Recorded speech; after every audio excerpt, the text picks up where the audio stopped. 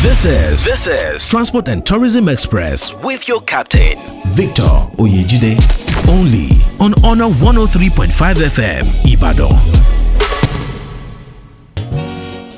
A very beautiful afternoon to you right here in the city of Ibadan. I hope you're having an eventful day wherever you're listening to this great radio dial. Great radio dial in the city of Ibadan. This is Honor 103.5 FM. And the program you're listening to now is Transport and Tourism Express. Just before now, I was playing you a song from beautiful Nubia, Seven Lives, talking about African culture and talking about travels. Basically, the program again is Transport and Tourism Express, and I hope you are ready for us again today, just like we do every week when it's past 2 from the hours of 2:10 to 3 o'clock. My name is Victor Oyejide and I'm your captain on the MIC today. And on this program, we get to look at the issues of public importance in the transport and tourism sector. And you know, when we say transport, talking about the various modes of transportation, land, on the land where we have road and rail sector, water, having both the inland waterways, the maritime sector, the air transport also not neglected. And when we talk tourism, we look at both the inbound and the outbound tourism. All these on Honor 103.5 FM on the program Transport and Tourism. Real life situations that affect real people like you and I. And during the program, we first get to look at some of the major trending news or activities that have happened in the course of the last 1 week during the program. On the program, then we get to speak with our guest. Today on the program, our special focus is on tourism. We'll really be looking at cultural festivals. We'll be touching on cultural festivals, cultural heritage, and some of the festivals that has happened, especially in the light of the recent concluded by the Cultural Week, the World Egungun Festival also that recently happened in Oyo State. And on the program today, my guest is a videographer, a content creator, one very distinguished personality, Ayo Adams. But right before I go deep into the program speaking with my guest, I'd like to take you through some of the major trending news in the sector, in the tourism and transport sector within the last 1 week. Keep it locked down. This is still Honor 103.5 FM.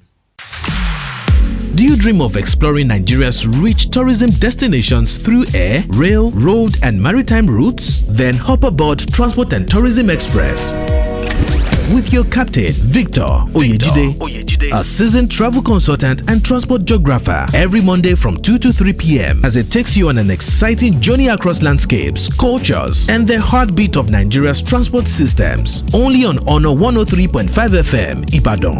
Transport and Tourism Express. Your next journey starts on air. Welcoming you back from that short musical break. You're still listening to Honor 103.5 FM.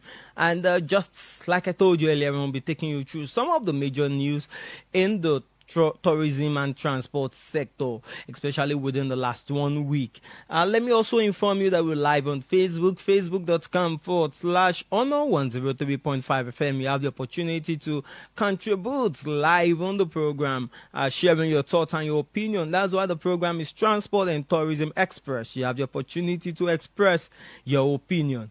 All right, so that being said, let me quickly move through some of the major news in this sector. First, let me start from the Paysetter State, Oyo State, where the Oyo State House of Assembly is seeking more security measures in hospitality establishments across the state. And the state is moving, the House of Assembly moves for consideration of amendment of the Oyo State Hospitality and Tourism Law 2020. So the Oyo State, the news goes thus that the Oyo State House of Assembly has urged the executive arm of government to implement a standardized guest registration process that includes valid identification verification, and the maintenance of up-to-date guest logs accessible to authorized personnel into hotels and guest houses across the state. So this was discussed at its plenary. Last week Tuesday as part of his effort to see that operations of hotels are standardized in the state. So this motion was actually moved during plenary by the lawmaker representing Oluyole Estate, Oliole constituency, talking about Honorable Wahid Akintayo, revealing that hotels are increasingly being used by fraudsters, commonly known as Yahoo Boys. Honorable Akintayo also noted that the significant number of hotels and guest houses in Ibadan and across Oyo State are not duly registered with the government. Therefore, this lack of adequate registration has made it difficult for regulatory agencies to track establishments in operation, enforce security standards, and ensure compliance with necessary regulations.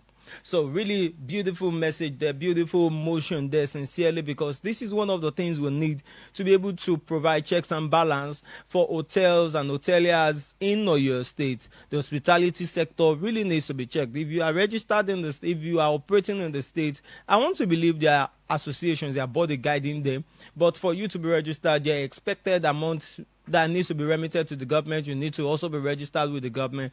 But beyond that, there should be a level of check and balance to their operations, especially as you have high cases of kidnapping, high cases of use of these places for other activities beyond just sleeping, resting, and coming in for vacation by some individuals. But beyond that, we've had cases of hotels being used for various purposes in Nigeria. And as usual, I have my guest also in the studio today talking about Rufus Osunsami, who contributes to some of these news. Rufus, good to have you on the program again today.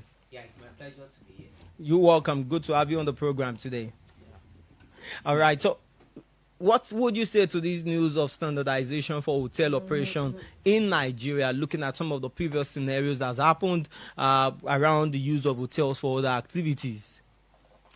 Okay, I think there are policies that need to be put in place to guide all these activities. Looking at how, hotels are being used and how, ungathered they are. So there are policies that need, just like every other sector, there are policies that need to be put in place so that there can be proper monitoring of every activities. Now they mentioned hotels. I get to now look at some of these guest houses, some of these Airbnbs, some of these locations that they use for short lets. Houses that live around some of these places, you see people rent them for a day or two, and you start hearing noise, holding house parties. That's really, these are scenarios that have happened before, and we've also had scenarios of, I think, an Oba in Osun State, that someone was buried in Ife. Yeah. So I think we do not want this to happen in Oyo State. So the thing is, I think what the government need to put in place first is that all these places need to be registered. Yeah, I understand how all this Airbnb works, but beyond that, I think if each of these short lets, guest houses are registered, and at every point in time, government knows how the activities are being run, then we can avoid a lot of mismanagement and criminal activities that might want to occur. All right, thank you. So following that motion, the House has directed the Standing Committee on Security and Strategies and its counterpart from Culture and Tourism to engage all relevant stakeholders, including the Ministry of Culture and Tourism, the Oyo State Hotel Owner Association, to deliberate on the measures to put in place in curbing the menace of insecurity in hotels and guest house across the state. So moving on from there to another news, talking about the operation of the Joint Tax Board and the Federal Road Safety Corps, where they're stating that now prices of there's going to be an adjustment to prices for motor vehicles and motorcycle number plates and driver license across Nigeria, and these new price adjustments will be effective from Sunday, 8th of June 2025.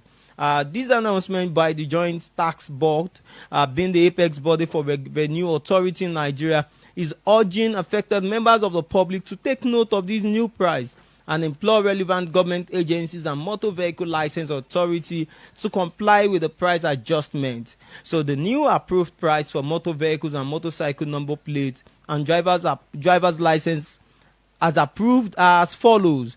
For the 3 years for motor vehicle driver's license now be 15,000 naira.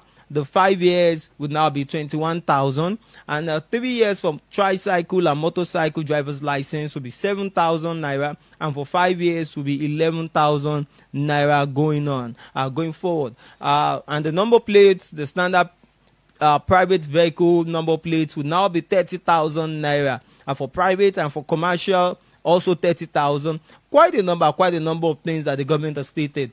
But this price adjustment will be starting from the 8th of June. And this price adjustment is due to the introduction of enhanced security features in the number plates and driver's license, and the incidental increase in production cost. So, yeah, the federal government has stated clearly now through the Joint Tax Board and the Federal Road Safety Code that there will be an increase and the price adjustment for your number plates and the driver's license. And like they stated, the price adjustment applies nationwide, and you can easily apply on their website and don't pay more than is expected to any individual or pay directly to the government quarters. And with this, I'll be cutting on the news within the transport and tourism sector for us to be able to speak to our guest who is in the studio already with me today. Keep it locked down. This is still on 103.5 FM. Do you dream of exploring Nigeria's rich tourism destinations through air, rail, road, and maritime routes? Then hop aboard Transport and Tourism Express with your captain, Victor Oyejide, a seasoned travel consultant and transport geographer, every Monday from 2 to 3 p.m. as it takes you on an exciting journey across landscapes, cultures, and the heartbeat of Nigeria's transport systems. Only on Honor 103.5 FM, Ibadan. Transport and Tourism Express. Your next journey starts on air. Welcoming you back from that short musical break. You still listening to Honor 103.5 FM, and you just listening again to beautiful Nubia, talking about 7 lives from beautiful Nubia. And in the studio today, I have a very distinguished gentleman who is my guest for today. Like I'd mentioned earlier on, our focus today is on tourism, talking about our cultural festivals and our cultural heritage and festivals in Nigeria. I have a very distinguished gentleman who is well known as Ayo Adams. And Ayo Adams is your video editor, filmmaker, a documentary photographer, and someone who is so passionate about the tourism sector. It's a pleasure to have you in the studio. Thank you for joining us today. Yeah, good afternoon, Victor. It is always good to speak to you. Finally, we have you. I wish I have a bell now to bring and ring, because I know we've had extended invitation to you at some point, and time and chance did not permit that for you. But finally, yeah, I'm glad Ayo Adams is in the studio with us. The very big, the magnificent Ayo Adams. Thank you for really joining us today. So let's really do it this way. Let's take a look at your journey in this space. I know you also as a radio presenter at some point, and you finding yourself in the tourism sector. I don't know what you studied. Perhaps you want, and you really promoting culture. How did you get into this space? And again, is Ayo Adams. The word Adams, part of your name. Is that your full name? Which tribe are you from? Let's really get to know you. So thank you very much, Mr. Victor. And like I said earlier, it's so good to speak to you again. Okay. You know, my name is Ayomide. Ayomide. Yes. And my name is Abdul Fattah. Like my middle name is Abdul Fattah. Okay. And you know, Adams is from my father's name, his Muslim name. You know, he's Adam. Then you turn it to Adams. Oh. So I'm from Ibadan. And my culture and tourism journey is one that is deeply rooted in my academic background. Okay. I studied theater arts, performing arts, and film studies, now at the University of Ilorin, Kwara State. And during my time then, I did different performing arts. Yeah, performing and film studies. Wow. That's what it is currently called now at the University of Ilorin. School. Oh. Oh, were you in Ilorin? No, let's just go ahead. All right. So, you know, then we did a lot of different work. You do town and gown. Like, how does performance affect academic? How does cultural performance affect academic? You study all these things, you try to analyze it based on theories and principles. And then away from that one, we did a lot of literary criticism. And in doing all of these things, you still do some film criticism. At this point, you look into films, see exactly, issues. At this point, you get to explore the social issues in film. You get to explore the economic and cultural impact of certain phenomenon in the society. So from there, I developed a very strong passion for storytelling, because theater is about storytelling. Yes. You want to put play on the stage. And the act of storytelling is a big deal also. Of course. So you want to put the play on the stage, you want to put it on screen. It is everything that comes together that makes sense. So I was trained as a stage director, and I was trained as a screen director.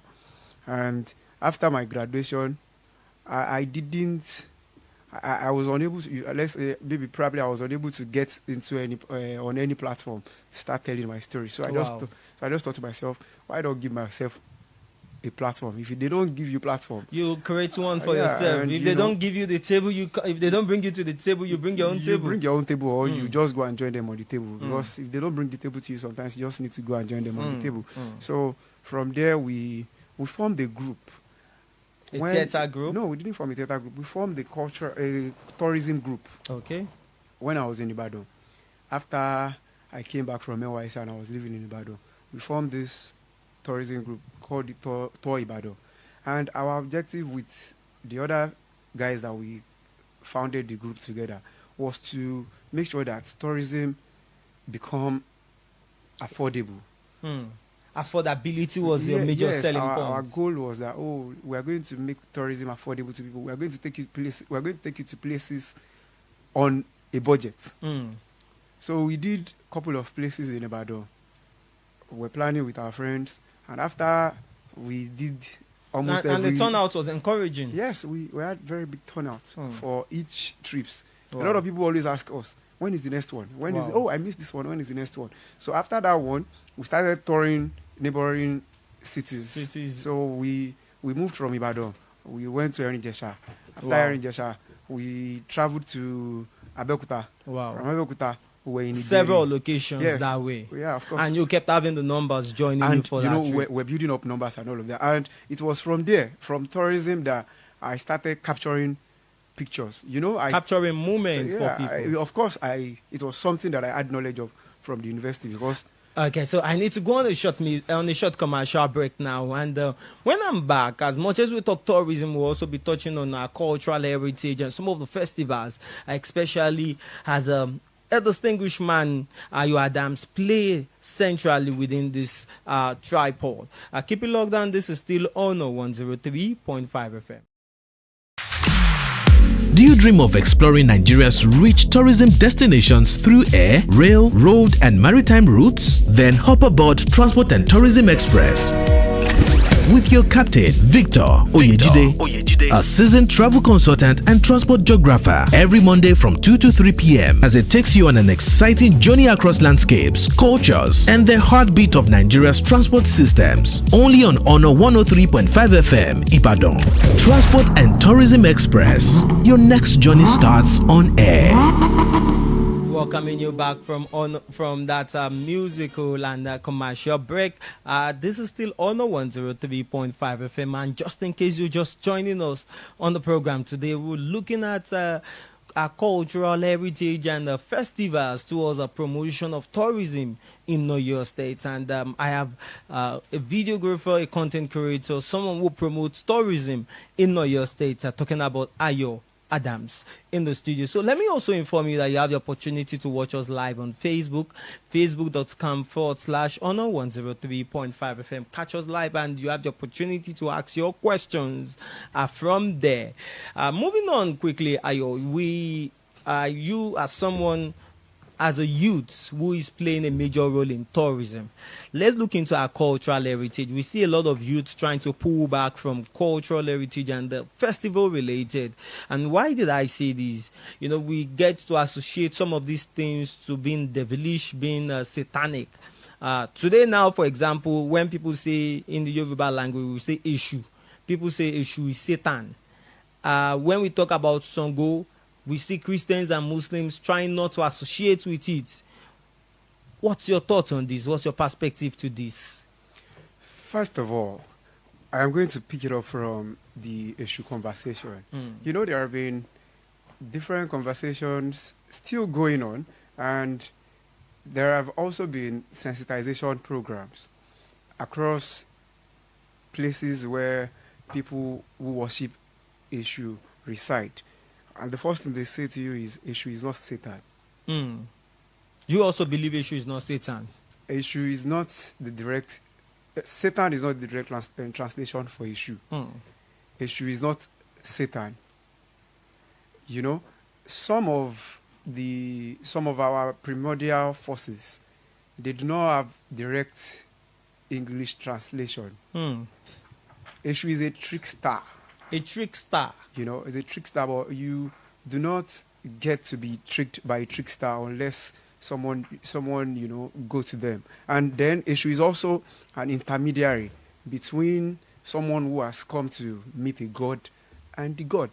If you have read Eshu and the Vagabond Mistress by Femi Oshofiso, he spoke very extensively. He spoke extensively about Eshu, who Eshu is, and what Eshu does between the gods, the small gods, let's say small gods, but àwọn òrìṣà no man pe say láàrin àwọn òrìṣà àtàwọn tó fẹ́ lọ bá àwọn òrìṣà.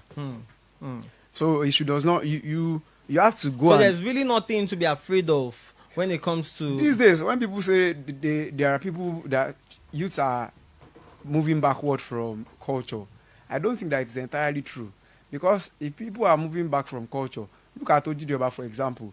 And have you seen the frenzy on social media? Anytime Ojude comes, the level of the packaging that comes into it exactly. Now. So a lot of youths, it is this time now that there is a renaissance about our culture. A lot of people are coming back to embrace the culture. Okay. And this is because Africans are now telling their own stories. Themselves, the right way. You know, Nigerians are telling their stories, Yoruba people are telling their stories, Igbo, Hausa, everyone is telling.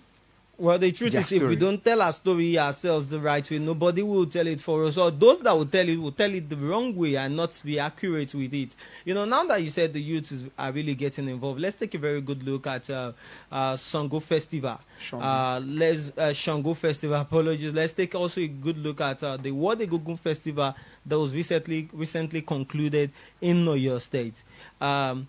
The kind of people that you find there seems to be very deep locals. They are locals who are so deep into tradition and this spiritual movement, so to say. Some of the youths of nowadays, when I say youth of nowadays, the Gen Zs of nowadays, would not want to associate with things like that. We see the way the beautiful dresses that came out of the pictures that came out of those locations, but really getting involved, serving and worshiping. How much of youths do you find in this place?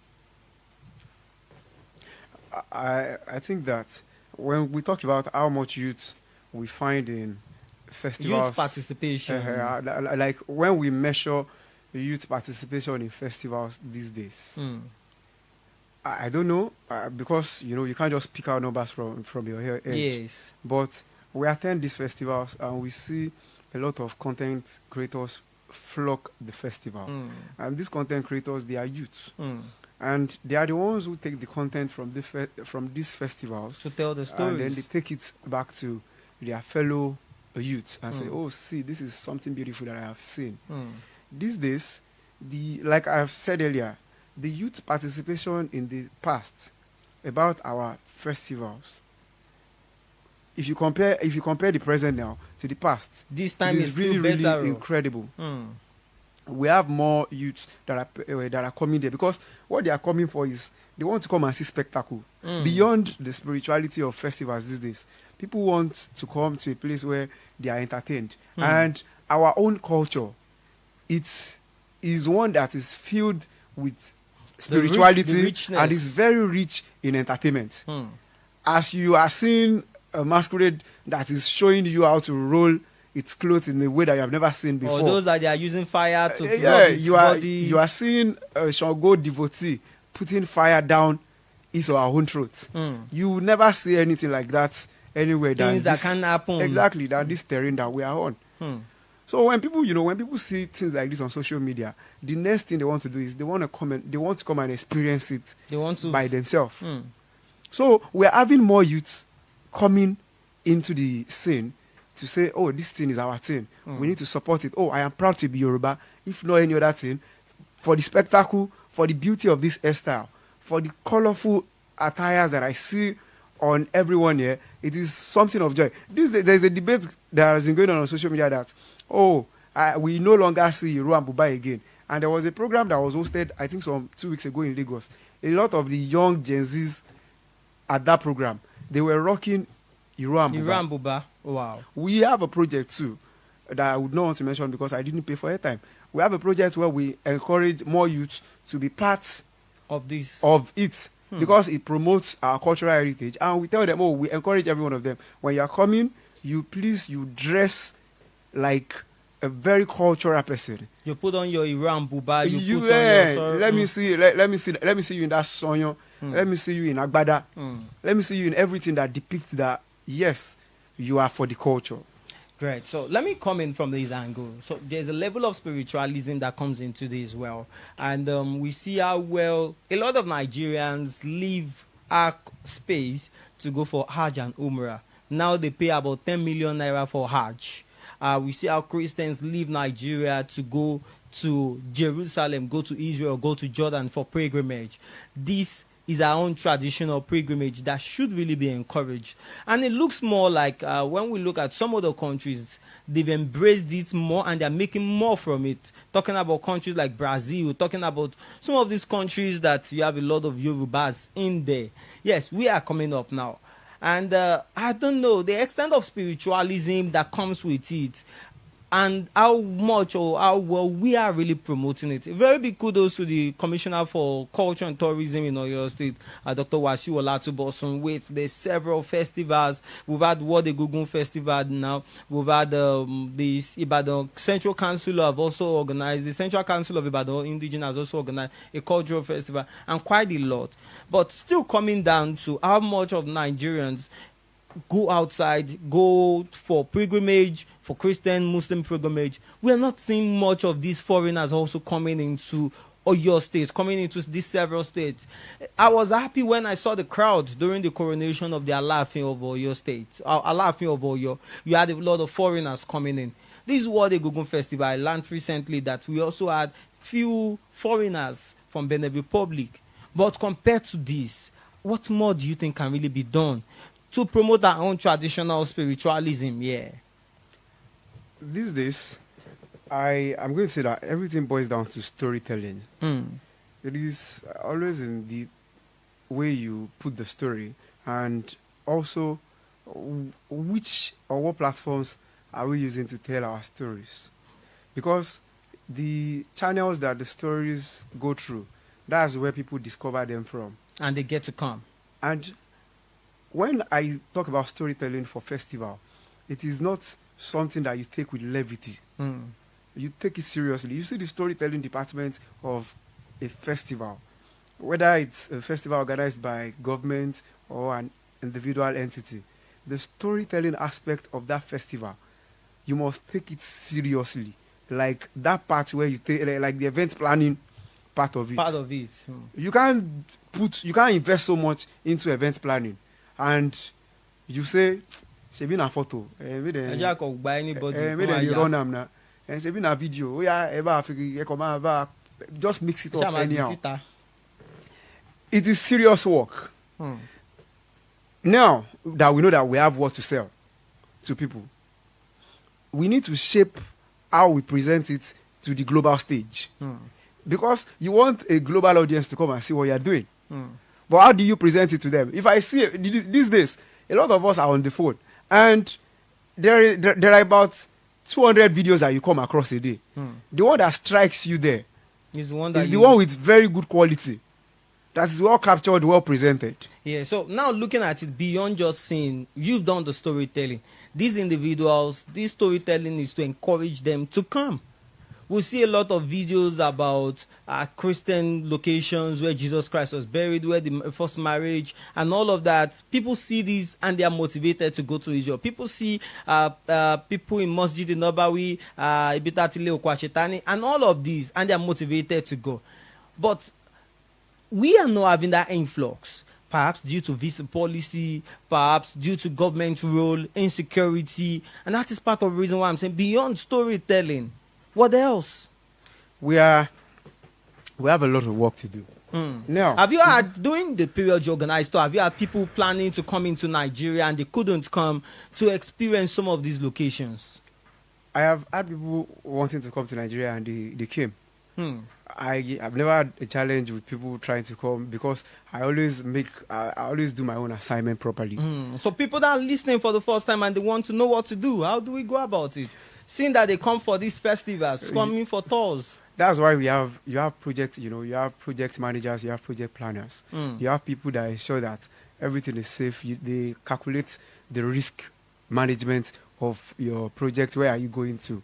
And these are all the things that you sum up together, and then you present to whoever is coming to experience your project. But you see, like we said earlier, we said that this is a Renaissance period. This is a Renaissance period. We are just waking up and telling our stories. And if we say that we are not having an influx of people like other people who go to other countries, it took the ones that you are talking about many years to arrive at where they are. I need 60-something years. No, you can't put independence of Nigeria with the tourism level and acceptance of our culture. We had a lot of setback as people because number one, some of us we were even doing our it's not about it was not like it's not like maybe we are entering each other's house and doing ourselves, but it's about the way we have been shaping the narratives. You see in some movies sometimes, you see the way they portray some of our own culture. It looks like dark art. And there is recently you have a lot of movies talking about showcasing you see all those movies. They are helping us to sell our culture to the world because the kind of platforms that they put those movies on, you're watching movies on Prime, you're watching them on the other Netflix. On Netflix and all of that, and that's a global platform. And an audience that has never been in Nigeria before may find festivals through these movies. And then reach out and want to be a part of a festival like that. We are converting more people to come and see the culture, to come and be part of the culture. And it didn't even start today. Adunio Lorisha, who was the matron and in fact the mother at the Osun Osogbo Groove, is not a Yoruba person by birth. I think even the woman promoting the partnership with the Oyo State, they recently concluded what the Gungu Festival. The woman is also not a Yoruba. And which shows you that we are doing something right. With that, more people are always going to come here. They are going to come in here. They are going to come in large numbers. What I am going to just say is that we should not relent. We shouldn't relent on our laurels. There is still more work to do. Every day we get to explore what we have done so far. We move back a bit and we try to evaluate our performance. What do we do better next? So let's look at it from the government angle. And I know it's been a lot for us as individuals, the government, and also the government. In Oyo State today, we have the National Museum, where some of our cultural heritage are stored, and people can really go to visit. Till today, what we have there, some years back, we have masquerades, we have coin, uweyo, and some of the olden days, ancient related things that are related to the ancient landmarks in these locations. When do we get to that stage of digital transformation in this space? Why do I necessarily need to visit physically a museum there before I get to see these things? If you enter the National Museum also, I'm talking about the one at Aleshinlo, if you see visit, at times you get in there and you still find some of these things, quite archaic, but the level of development that is supposed to come to that place, you might get there and they might probably not be light. You might get there except until they put on generator. The level of support that place is supposed to receive, the level of digital transformation is also supposed to experience. Foreigners will come and you start explaining to them that, oh, this is masquerades. Some of them are not even dated. Now, this is it. And this is a federal establishment. We are in a digital age. What I am going to say is that the establishments need to catch up. And this is what government needs to do. The government needs to catch up. If probably they do not have think tank on the team that knows how to go about transforming to digital media, or how to harness digital media to promote tourism, they should engage the service of experts who know about it. If you go to the Kigali Genocide Memorial in Rwanda, people are just going to see dead burial grounds and we are paying a lot. It's not even just about burial ground, but there is a lot of stories attached to that burial ground. But you know, when you get there, they present you your own headset. Yes. That instead of going about with a tour guide, you are going to wear an headset, hold like probably a player in your hand, and for each point that you get to, you just all you have to do is just press a button and they tell you what is happening in that surrounding. You get it, which means that part of the world they are harnessing the power of both hybrid and digital. There is nothing stopping us from creating a virtual museum out of the museum where people at home from their comfort can visit and they pay a token online and they get to explore. Yes. Which is very possible. Our virtual tour it's possible on even on their website. Just develop it and tell you, take a virtual tour.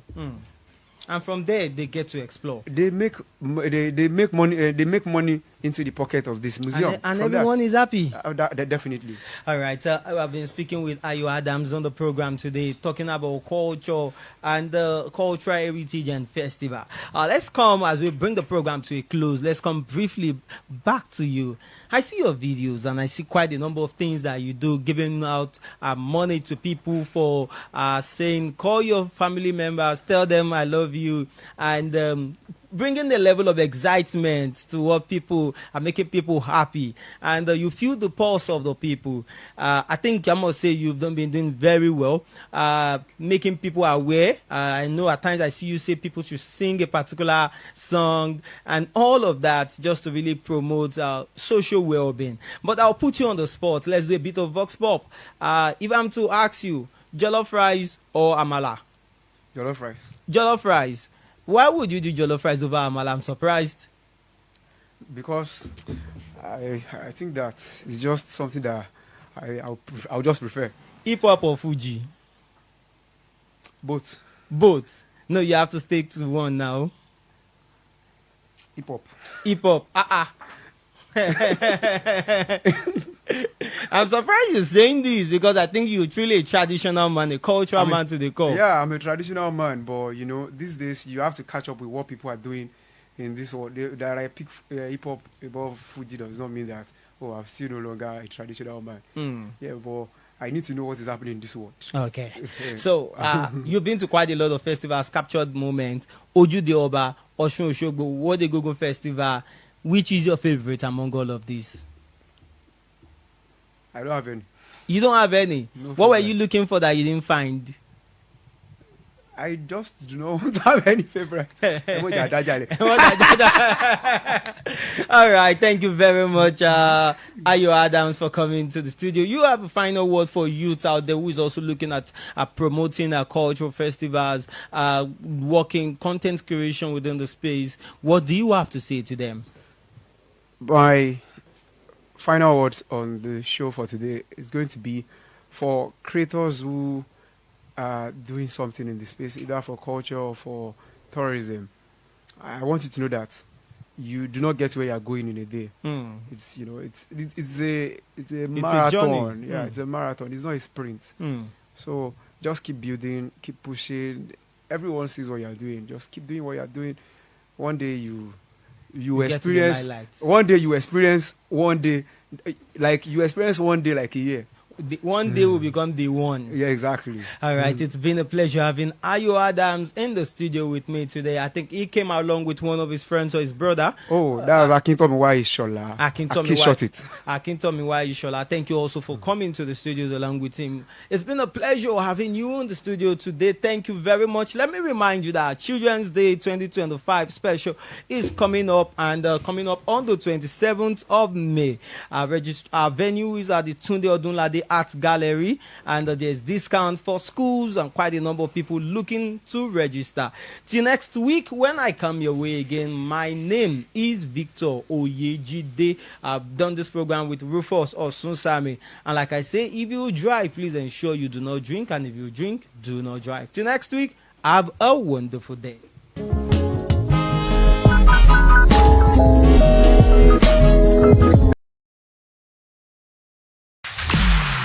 Do you dream of exploring Nigeria's rich tourism destinations through air, rail, road, and maritime routes? Then hop aboard Transport and Tourism Express with your captain, Victor Oyejide, a seasoned travel consultant and transport geographer, every Monday from 2 to 3 p.m. as it takes you on an exciting journey across landscapes, cultures, and the heartbeat of Nigeria's transport systems. Only on Honor 103.5 FM, Ibadan.